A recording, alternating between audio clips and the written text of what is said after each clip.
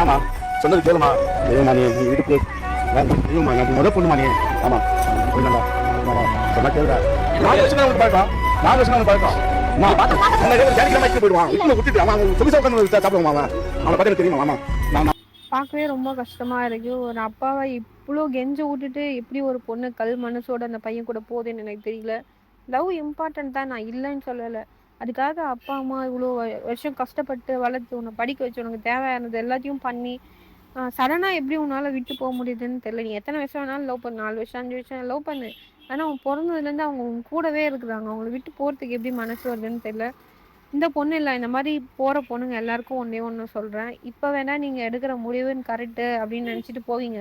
ஆனா ஃபியூச்சர்ல ஒரு நாள், ஒரே ஒரு நாள் கண்டிப்பா யோசிப்பீங்க.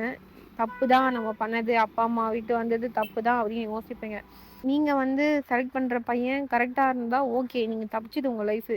அப்படியே நீங்க தேர்ந்தெடுக்கிற பையன் தப்பா மட்டும் இருந்தான்னு வச்சுக்கோங்களேன், உங்க லைஃப் நரகத்துக்கு போயிடும்.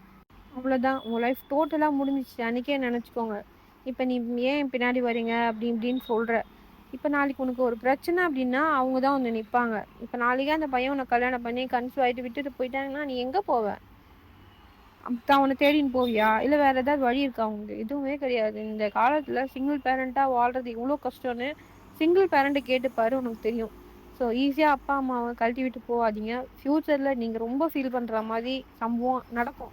உங்க நிலைமையில இருந்து கொஞ்சம் யோசிச்சு பாருங்க. இப்போ நீங்க கல்யாணம் பண்ணிட்டு உங்களுக்கு ஒரு குழந்தை வந்து, அந்த குழந்தை இந்த மாரி பண்ணுச்சுன்னா, நீங்க எப்படி அப்சர்வ் பண்ணிப்பீங்க? அப்படின்ற நிலைமையில இருந்து யோசிச்சு பாருங்க. கண்டிப்பா பேரண்ட்ஸ் வந்து ஒரு பையன் மேல நம்பிக்கை வந்துச்சுன்னா, அவங்க பையன அவங்க பொண்ண தாராளமா கல்யாணம் பண்ணி குடுப்பாங்க. நம்பிக்கை வரலன்னா கல்யாணம் பண்ணி தரமாட்டாங்க. நீ நம்பிக்கை வரா மாதிரி ஏதாவது பண்ணு.